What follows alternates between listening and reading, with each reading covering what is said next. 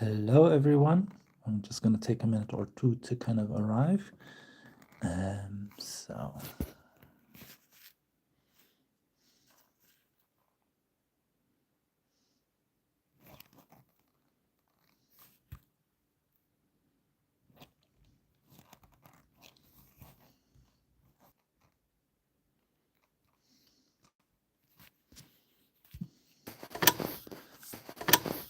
Okay, so we're live, and some people might watch this video later, as it seems, so that's fine. And some people ask me some questions about the Flute challenges, and I thought it could be nice to answer that. And if some people watch this video later, that's totally fine. So I'm really, really happy so many people joined the challenges over the last weeks.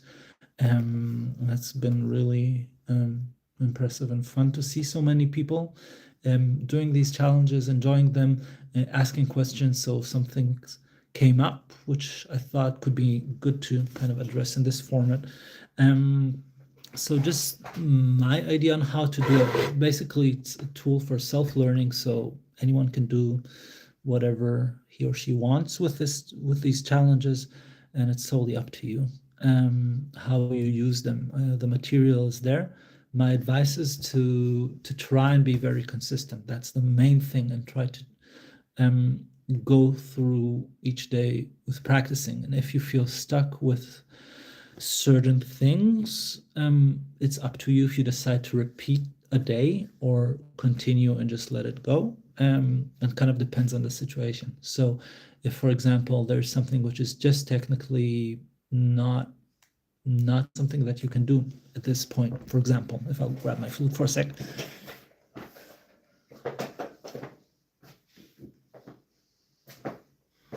By the way, I'm here in my lovely flute studio. So, for example, if I'm taking something I love to give as an exercise, which is singing and playing, and you have it in different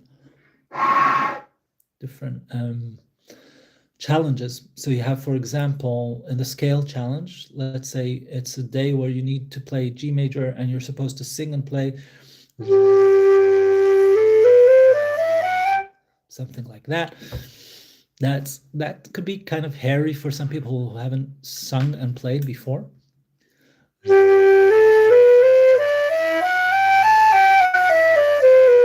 So nice to see so many people join, by the way. Hello there. And if you have any questions, just tap them somewhere. I don't know. I've never done a live on YouTube before. Just tap somewhere on the screen and put in your questions. Hi, everyone. But some people already asked me some questions, so we're going to answer that. So if you haven't done this singing and playing before, it doesn't really matter. If you can't do it now, you can work on it with your teacher. And if you can't do it now, you just can't. So try something else. You can either just play a normal scale and work just in the traditional way, or do something else, like flutter tongue if you can't do that.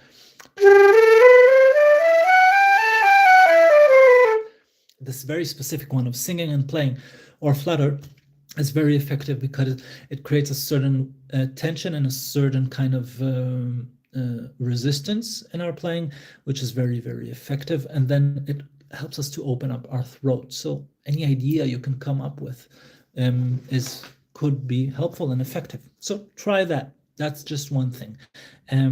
You can always also just write me and ask me, as many people do, about certain things which are unclear, and I'm happy to help.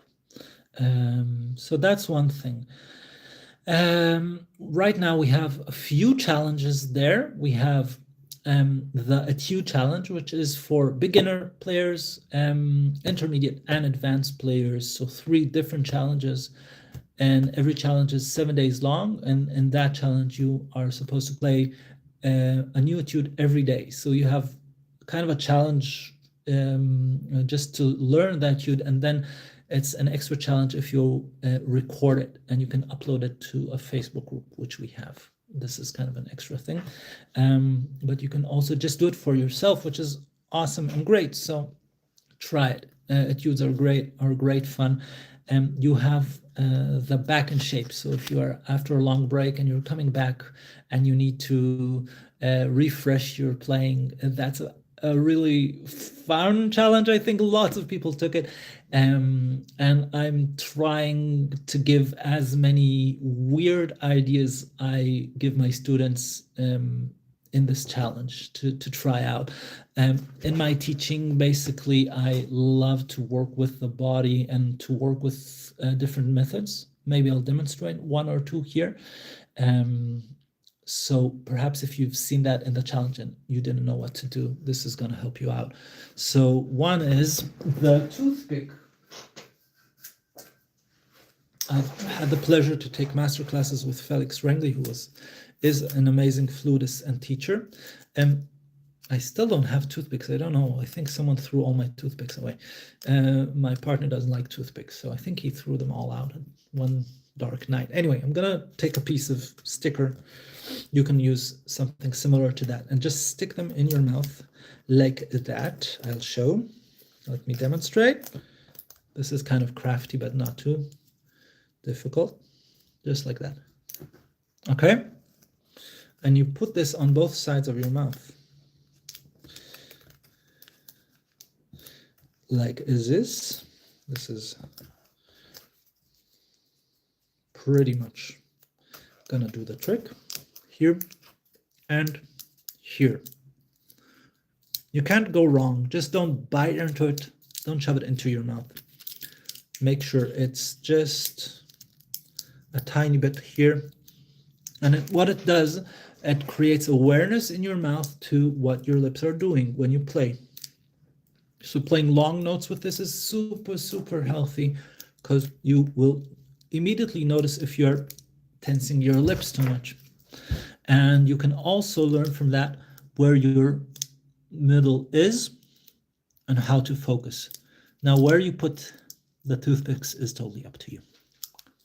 So if I'm going back to a G major, playing it with toothpicks.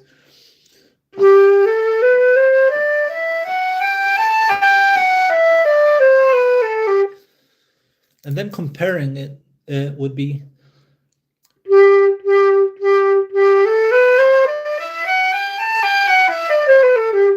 already with a great feeling of freedom in my lips, which is exactly the goal.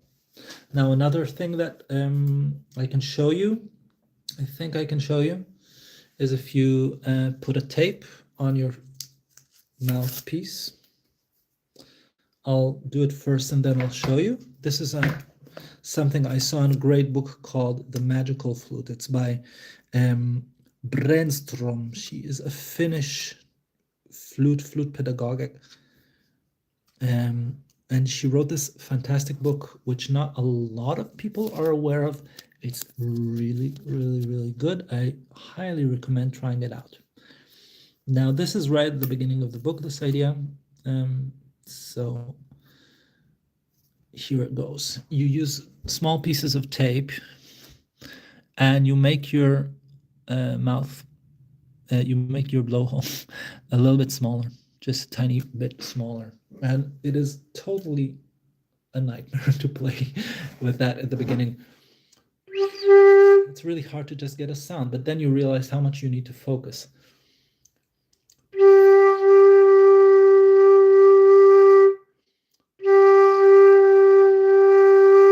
And it might be advisable to just do long notes at the beginning. But if you are doing the scale game, which is one of the new challenges, well, it's there. So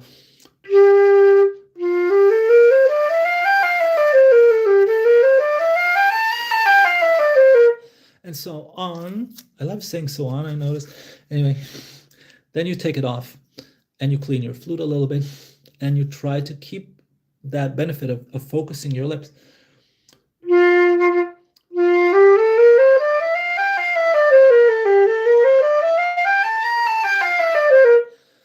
In the end, all of this work is about raising awareness to what you are actually doing, because our instrument has this special disadvantage of we not being able to see what we're doing. We have everything here, and we have only our imagination and our physical feeling, but we get used to playing the wrong way with an embouchure that might be pressed in certain places, which just makes us lose flexibility and sound, and that's a shame. And these exercises and these techniques are there to raise awareness. So I hope this clarifies a few of them. So I talked a lot about these kind of things in the back and shape challenge, which I advise anyone who wants to work on fundamentals to try, whether you are after a break or you're not. The Moise 480 is a crazy one. It's 40 days long. It's very long, and it goes through 2 books of this master, which I grew up on his books. All his technique books and etudes are amazing. So Gamin Arpege, Scales and Arpeggios, is a must-have book. I think everyone should learn this book. It's my go-to with technique. And then De La Sonorité is obviously the most important, I think, the most important book for sound on the flute. I don't think you can go and become a flutist without really studying this book seriously. So what I did is I took these exercises and I gave some alternatives to how you could approach this and practice them. But also in this challenge, I strongly advise, if you can't or don't feel like doing things a certain way, just to do them your own way.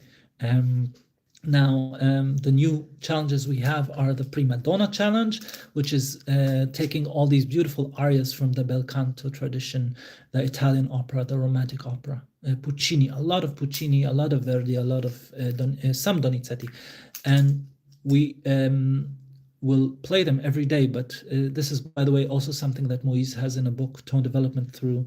I know this Moise book. I have a blackout right now. Tone Development Through Interpretation. He takes all these opera pieces as inspiration. And what for me was important in this challenge is to add something to that, which is listening to the singers performing them, and also knowing what it is about and what context it comes. So who is singing it, what is the role, and which part of the piece, what are we expressing, which emotions, what is our motivation there? Are we singing about lost love? Are we trying to cry for revenge or whatever? And try to find these emotions with our flute playing in the end.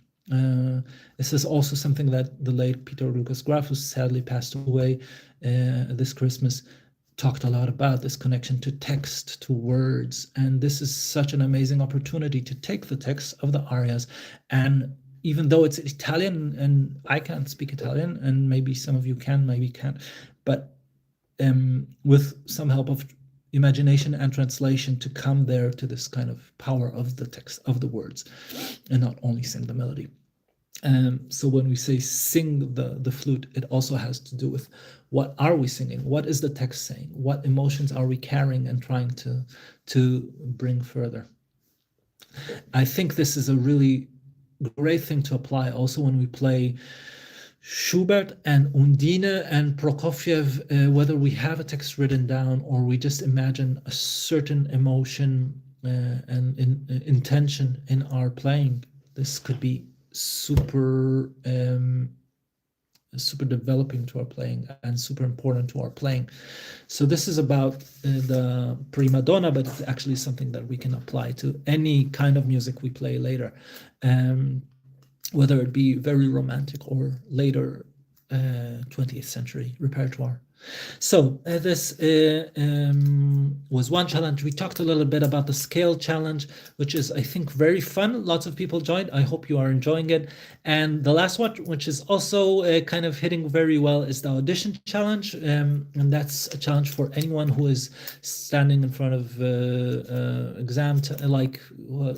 has exams coming up or auditions, or especially. I have this tendency, just because I was speaking German all afternoon and teaching in German, so sometimes I have like German words jumping in my mouth involuntarily. we are taking orchestral excerpts, which is the bread and butter of most students, and which is what is going to make you win a job or win a place in a youth orchestra, for that matter, or academy or something like that. It's super important. It's something that we practice a lot as students, and we just put them into tests, basically. So you are supposed to be able to play them. You are supposed to study them. The challenge is not about studying them, but it is rather just being able to play them in an audition situation. Adding to that, we are also talking about all the things that can go wrong or can make our lives very difficult in an audition. So if you didn't practice that and you're coming to a room and you have to play behind a curtain and your sound is just cut in half, at least, if not more, you're gonna have a big shock in your audition, and it's gonna affect you dramatically in your playing. So we are going to practice being uncomfortable. We are going to practice dealing with these situations and making the most out of it, because we are going to play in an audition in less than ideal situations, less than ideal conditions. We have to kind of learn how to, make the most out of it and hopefully win the audition at some point. What else can I say about that? I don't know. I wonder which situations you guys have met in your audition experiences, which could be interesting perhaps for other people. You're invited to write that in the comments, but definitely dry rooms, a curtain, not having a proper warm-up room, or to have it full with 100 flutists or 20 flutists playing, so you can't really properly warm up. All these things are actually big challenges. And of course, just being nervous. So people often say raising your heartbeat, so jumping up and down or climbing stairs or running around and then playing the flute is a good practice. I'm not entirely convinced. I think if you do that, you should try to calm yourself down a little bit by breathing deeply and grounding yourself, and then actually playing. So focusing before you play and calming your body and taking the right intention for each and every excerpt. So technically speaking, about tempo and sound, and just key points that you have for each and every etude, and then style and how it should sound in the context of the piece. These are things that you have to kind of build into your routine when you practice. So when the audition comes and you have to play Carmen, you take a second, you hear the harp before you play, you have the right tempo, and you just go in with the right intention. And then you have to play Volière by Saint-Saëns. So you take a second, but we have to, get used to taking that time. And this is also important if we are nervous, just to calm our nerves down and kind of walk in. Another thing that is very helpful, and this is kind of from experience, is to play in front of total strangers. So for me, the experience was very strong when I studied in Hanover, when we were actually doing these things in front of our whole class every week, more or less, which was nerve-wracking, but also very important, because it was hard. And also later I just did it in front of strangers or in front of friends, in different situations, just inviting them to listen for 5 minutes.